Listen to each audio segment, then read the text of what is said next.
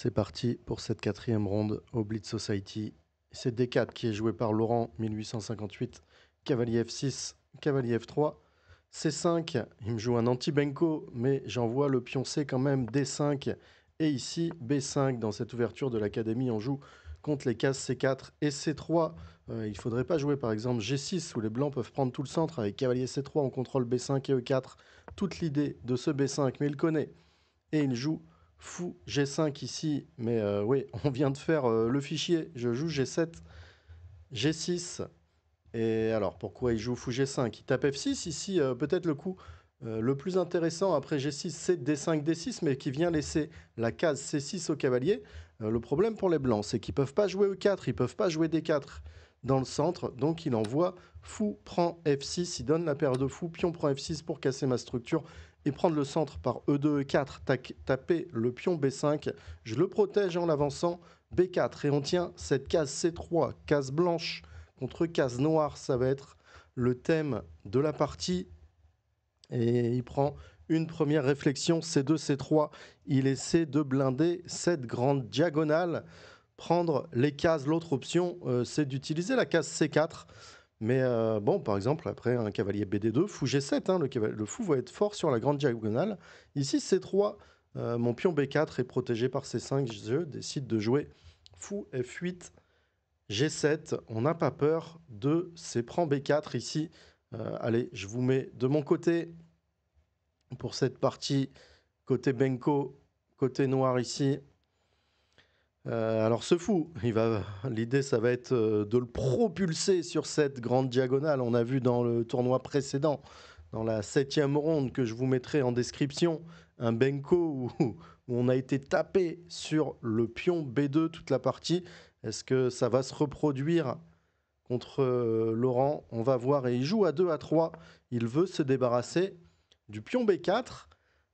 Que faire maintenant? Il veut AB, CB, CB, gagner un pion. Soit je viens le protéger, soit il faut prendre quelque part. Alors évidemment, on ne va pas prendre un B prend A3 qui laisserait cavalier prend A3 avec cette diagonale fermée. Je joue évidemment B prend C3. Il récupère du cavalier, récupère en développant le cavalier. Petit roc, je mets le roi à l'abri. Est-ce qu'on va réussir à ouvrir ces cases noires? Quel va être le plan?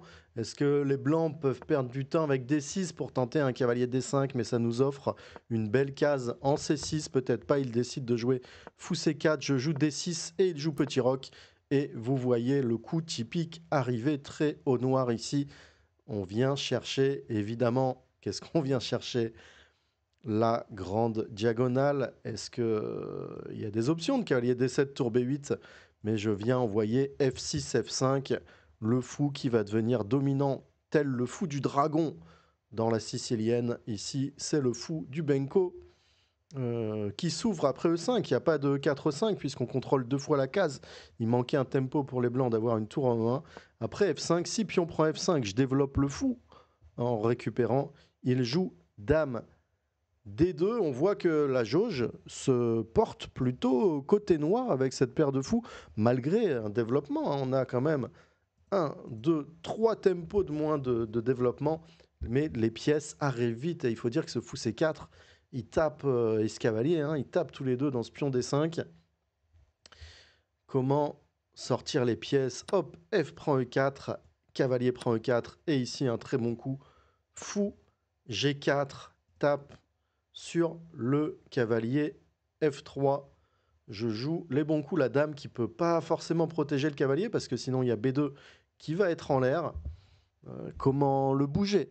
Si cavalier F G5 actif, bah, on peut peut-être juste le repousser, quoique ici il y a de la tactique à base de cavalier E6, ok.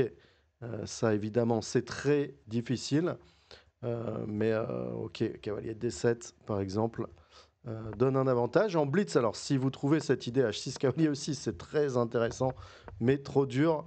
Il joue le coup fou E2, son fou qui tapait dans D5 vient protéger le cavalier F3. Il veut pas jouer fou prend F3, pion prend F3, hein, qui casserait la structure. Mais le fou qui vient sur cette colonne ouverte. E, pas forcément sa meilleure case. Bah là, il faut continuer. Pourquoi, j'ai envie de dire, pourquoi je réfléchis autant dans cette position? Le coup, on a envie de le jouer à tempo, à la main. Après, on a du temps, hein, c'est du 5 minutes plus 2 secondes. Je les joue très sérieusement, hein, ces blitz. Et quelles sont les options? Bah non, ouais, je vois pas d'autre option que tour 8 en réalité. J'aime beaucoup ce coup. Il joue cavalier C3. Le meilleur coup, il vient se replacer sur cette diagonale, mais j'ai gagné un peu des tempos de développement. Et cavalier D7 arrive. Et on commence à avoir une position très harmonieuse. Tour F1 et tour B8. Ici, on a l'impression d'avoir un Gambi Benko avec le pion de plus. On a toute cette batterie sur l'aile dame, les cases noires. Elle s'est très très bien passée cette partie tour B8. Et Laurent, spécialiste du Gambi dame, hein, j'avais fait un stage ce jour au Blitz Society. Il était présent et je l'ai déjà joué 2 Gambi dame. Ah Laurent, j'ai voulu changer avec ce Benko. Alors, il connaissait un membre de l'académie, forcément. Mais, euh, mais bon, pas facile à gérer en blitz. Pas facile à gérer côté blanc. N'hésitez pas à nous rejoindre hein, à l'académie Étienne Bacro si vous voulez progresser aux échecs. Vous avez le lien en description aussi. Et ici, il joue H2, H3. C'est logique, hein, il veut se débarrasser de ce fou G4. Mais c'est pas la paire de fou le plus important dans cette position. C'est le fou G7 de case noire. H3. Après, c'était un peu forcé. Le cavalier qui tapait dans toutes ces cases-là, qui n'avait pas vraiment de rebond. H3. Non, je réfléchis encore. Je m'étonne. Je m'étonne de réfléchir beaucoup dans ces positions parce que c'est des. Je réfléchis peut-être au prochain coup, ouais. C'est ça. Je joue fou prend F3, fou prend F3. Et ici, dame B6 à tempo. J'ai pas voulu laisser le temps de réflexion sur ce dame B6. Je l'ai pris avant. Je savais que j'allais prendre puisque son coup fou prend F3 est forcé. Dame B6, on met la pression sur B2. Ici, il va jouer le seul coup pour réduire cette pression, justement. Et l'ordinateur qui préférait d'abord en échange suivi de dame B6. Mais ok, c'est tellement naturel. Je veux prendre toutes les colonnes. Il joue tour prend E8. Je suis obligé de tour prend E8. Cette fois, ça ne menace plus, mais j'ai la colonne ouverte. Toutes les pièces bien placées. Il me reste plus que ce cavalier D7 à mettre en action. Et ici, tour E1. Et le point d'interrogation est un petit peu sévère. En réalité, c'est un bon coup pratique.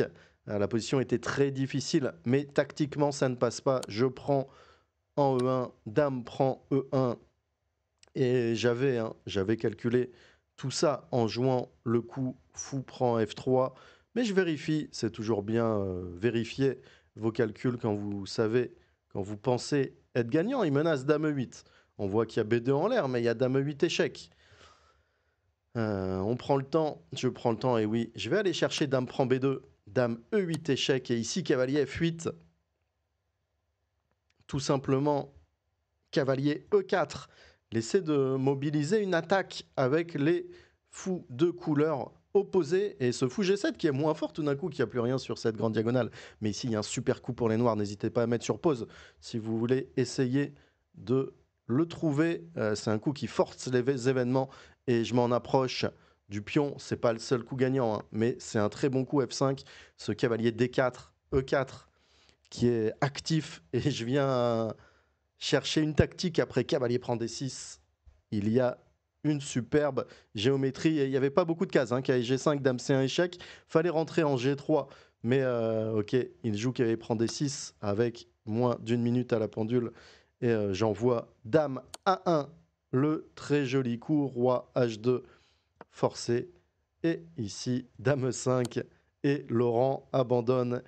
Et oui, c'était une partie sympa. Allez, le petit commentaire, Benko, le petit like, et je vous dis à bientôt pour de nouveaux Blitz et peut-être des journées sympas au Blitz Society. Allez, à ciao, à bientôt.